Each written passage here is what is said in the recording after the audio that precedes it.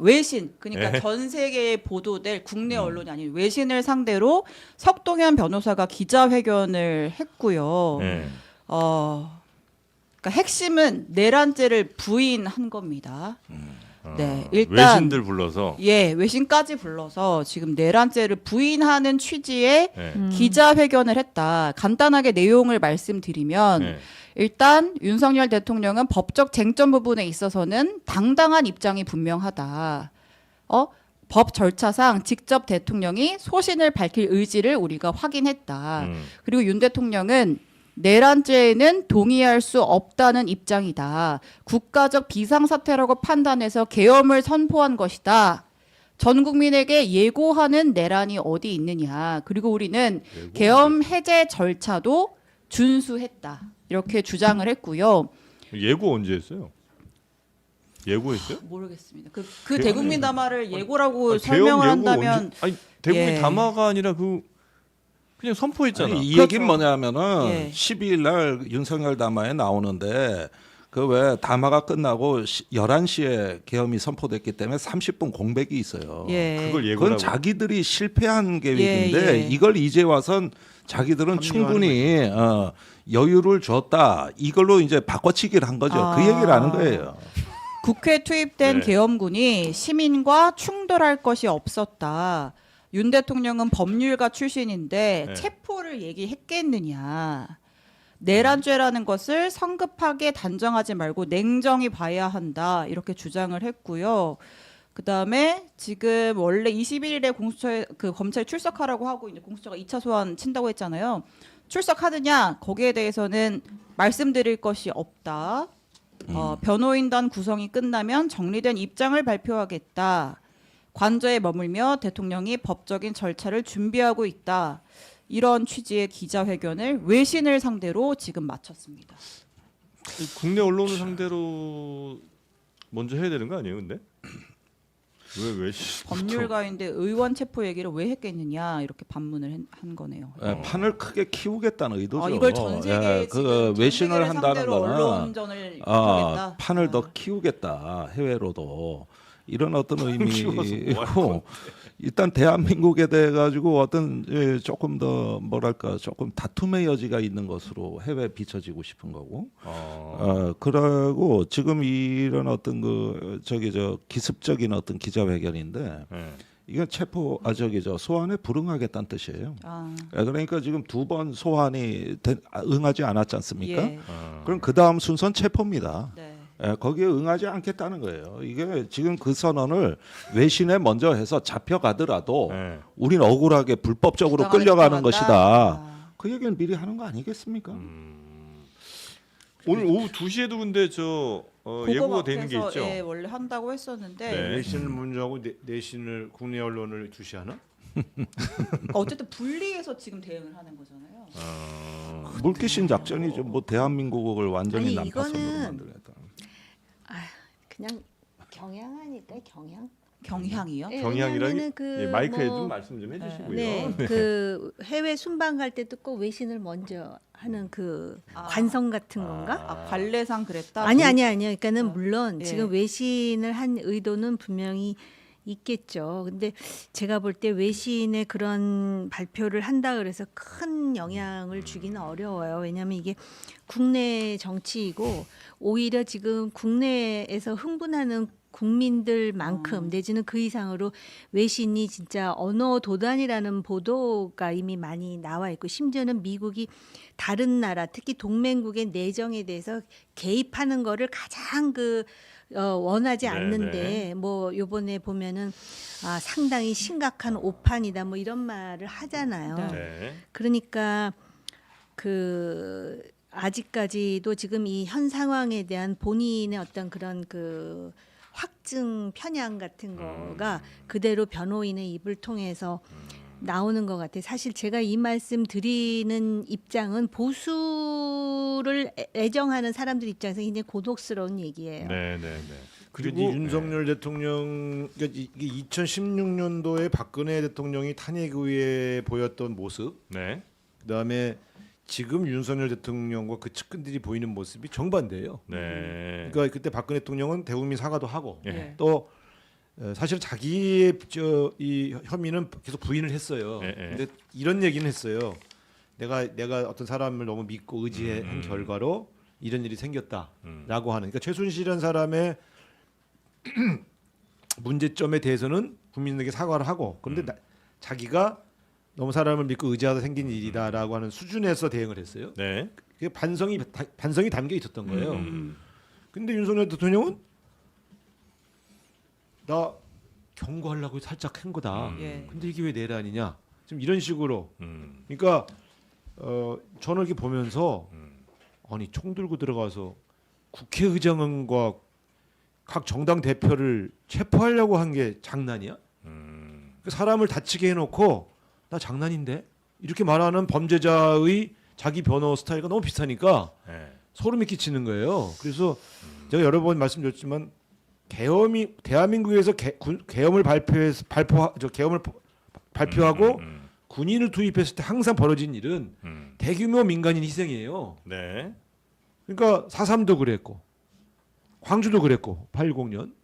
그러니까 아니 이게 좀 장난이라고? 이게 지금 그냥 경고하려고 했다고? 나는 이 사람이 갖고 있는 이 망상과 네네네. 이 현실 부인이 저는 상당히 심각하다고 느끼는데 문제는 네. 지금 이 태도의 목표가 뭐냐? 네. 하나는 실제 법적으로 다투어서 기각을 받아야 되겠다는 목표도 있을 거고 네. 또 하나 거기에 따르는 사회적 압력을 정치적 압력을 키우려면 자기 지지층을 격동시키고 그 자기 지지층이 써야 할 소위 말하면 논리를 반복적으로 전달해서 국론 분열을 일으키겠다는 거예요. 저는 그게 너무 노골적으로 보여서 네네네. 계엄령을 선포해서 군인을 집어넣은 것도 모자라서 네. 지금 사후에 태극기 부대나 자기를 지지하는 극우 부대들을 거리로 동원해서 싸움 붙이려고 하는 거 아닙니까? 제가 요즘 또 극우 유튜브를 몇 개 좀 체크하면서 보고 있거든요. 예. 저는 왜 그런지를 약간 알 것 같아요. 왜냐면 이제 대통령이 그런 쪽에 많이 이제 편향돼 있다는 건 다들 알고 계시잖아요. 근데 그 유튜브들 보면 외신 인용을 많이 합니다. 왜냐하면 우리나라 언론에서는 그런 기사를 찾아보기 힘들잖아요. 무슨 부정선거니 뭐 이런 것들을. 근데 외신은 자신들이 조작하기가 편해. 왜냐하면 영어 막 불어 막 써 있으면 자기네 마음대로 그냥 해석해 놔도 대충 안 들통 나거든요. 제목을 뭐 자기네 마음대로 해석하고 뭐 이렇게 해도. 그러니까 외신에선 이만큼 저 뭐 부정선거 또 워낙 많은 외신들이 있으니까 그런 얘기 하는 데들도 가끔 있고. 그러니까 대통령은 기본적으로 우리나라 언론들은 잘 안 믿고 그 유튜브들이 얘기하는 그 외신들의 오히려 더 의지를 많이 하는 것 같아. 저는 그런 대통령의 마음을 또 약간 헤아리고 있습니다. 제 개인 생각은 네. 지금 아니, 그러니까 유튜브들에서 보면 그거 유튜브들이 외신을 되게 헤아리고 좋아해요. 있다고? 아니 외신을 좋아한다고요. 아니, 정프로가 너무 대통령이 이해가 안 되니까 정말 백방으로 이해해 이해해 보려고 노력을 하는 그런 노력이라고 생각해 주시면 좋을 것 같아요. 예. 그거 유튜브까지 보고 네, 있어요. 저도 네. 요즘에. 자, 그러니까 국민의힘이 네. 이 구구적 편향을 가진 대통령의 이 선동과는 단절하겠다는 의지를 밝혀야 돼요. 예. 네. 하지 않으면 아, 점점 큰일 납니다. 윤석열 대통령 측 때문에. 네. 아니 극우가 네. 바람직하지 못한 사회의 한 현상이지만 대통령이 애초부터 극우적 편향이었는가? 그건 아니었죠. 그건 아닌 거예요. 예. 그러니까는 굉장히 이 정신 세계가 음. 안정적이지 못하기 때문에 극우적으로 편향된 그런 지경까지 왔다라고 점점 우리가 이렇게 갔다. 원래는 중도와 호남의 지지를 많이 받았었어요. 원래는 검찰총장 초기에는 그만둘 때는. 그거 보수는 아니었는데 그럼요. 어느 순간부터 극우들이 하는 얘기를 자꾸 쓰더라고. 음. 공개적인 발언에서. 아. 그래서 계엄하고 이 탄핵과 관련해 가지고 지금 대통령이 혹시 이건 제 개인 생각이지만은 탄핵은 막을 수 없더라 하더라도 내란죄만큼 막아야 되겠다고 혹시 생각하는 게 아닌가라는 해석을 하게 돼요. 왜냐하면 탄핵이라는 거는 위헌적 소지가 있으면은 정치적으로 탄핵 결정을 할 수가 있어요. 근데 전시나 사변이나 이에 준하는 위기가 아닌데 계엄 선포를 했기 때문에 사실은 탄핵이라는 거를 피할 수 없다라는 것까지 본인이 알고 있을지도 몰라요. 근데 내란이라는 거는 뭐 국토 참절, 그다음에 국헌 문란 뭐 예. 이런 거 나오잖아요. 네. 근데 나는 헌법을 문란하게 한 게 아니다. 경고만 했고 그다음에 해제 결의도 할 줄 알았다. 자꾸 이런 얘기를 하는 게 그나마 법 지식을 갖고 있다라고 생각하기 때문에 법 기술로 그것만 내가 감옥에 가서 무기징역이나 그보다 더한 거를 피해야 되겠다. 그러면서 내란이라는 건 또 미수에 대해서도 지금 그 단죄를 하게 돼 있지 않습니까? 그래서 여기에 굉장히 지금 민감한 상태 아닌가. 그러니까 변호사도 자꾸 내란을 얘기하는데 헌법재판소에서도 위헌이라는 부분하고 내란이라는 부분 두 개가 있거든요. 예. 근데 위헌이라는 부분은 막을 수 없지만 내란을 막아야 형사상 어떤 처벌을 받는 거에서 피할 수 있다라는 그런 절박함이 지금 이런 식으로 배어나는 게 아닌가. 관련 설명이 그렇죠. 녹아 들어 있습니다.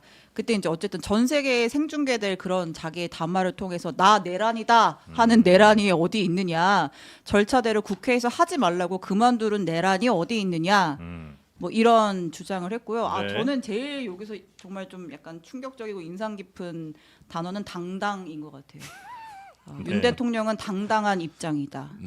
국민 여러분을 놀라게 하고 충격을 느끼게 한 데 대해서는 송구한 마음이 있지만 네. 쟁점이 될 현안에 대해서는 시비를 가려야 한다. 그 아까 뭐 정현이 말씀하신 그런 내란죄 여부를 진짜 다퉈보겠다. 이런 입장이 네. 당당한 입장이 명확한 것 같습니다. 네, 네. 네, 네. 대통령과 충분하게 좀 소통하고 있다고 말씀하셨는데 네. 김용현 국방장관 전 국방장관이 네. 그 내란죄를 수사하는 것 자체가 내란이고 불법이다라는 기본 인식을 좀 이야기를 했는데요. 대통령님도 이 부분에 대해서 기본적인 인식을 좀 같이 하고 계신 건지 궁금합니다.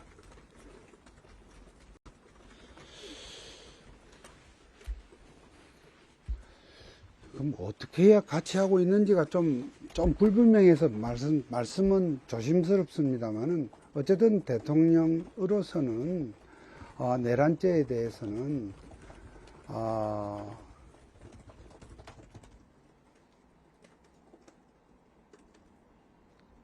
내란죄에 대해서는 하여튼 생각해 본 적도 동의하신 수도 없는 거죠. 생각해 본 적도 없으므로 동의하시지 않는다고 봐야 될 것입니다. 이를테면 이 부분에 대해서 어떤 법률적으로 내란죄가 되냐 안 되냐 하는 부분은 나중에 이제 변호팀에서 설명하고 주장할 것이기 때문에 저는 설명을 야가되 저는 현재 상식과 국민적 눈높이에서 바라본 대통령님의 생각은 그렇습니다. 이게 국민들과 언론 그리고 전 세계에 타전될 그러한 기자회견을 통해서 나 내란 이제 합니다라고 하는 내란이 어디 있으며 두세 시간 만에 국회에서 헌법 절차에 따라서 계엄을 그만하라고 해서 그게 절차대로 따랐습니다. 그러니까 국회에서 하지 말한다고 그만두는 내란이 어디 있겠냐. 또 그날의 그 과정에서 여러분이 아시는 대로 대통령께서는 출동한 군 그리고 경찰에게 시민들과 충돌해서는 안 된다 하는 취지로 말씀하셨고, 또 군들은 그날 국회에 뭐 지금 280명? 예, 280여 명의 그 지금 여의도 예산국회철에 많은 인원, 국회 관계자, 의원을 포함한 국회 관계자 그리고 시민들이 그렇게 많이 오가는 그런 상황에서 280명의 군이 투입이 되었습니다. 왜 투입이 되는지 하는 부분은 제가 설명할 범위를 넘었습니다만, 아무튼 그분들 뭐 전혀 시민들이나 기타, 그러니까 군이 아닌 시민 국민들과 충돌한 할 일 없었고, 또 뭐 지금 그간에 일부 인사들이 뭐 대통령이 뭐 체포를 해라 했던가 뭐 하여튼 등등의 그런 표현을 쓴 예가 보도되었습니다만, 대통령께서는 법률가입니다. 체포라는 얘기를 왜 쓰겠습니까? 왜 하겠습니까? 또 체포하면 어디다 데려놓겠다고 그런 말씀을 하셨겠습니까? 그런 상식적인 시각에서 좀 국민들이 좀 봐주면 좋겠다.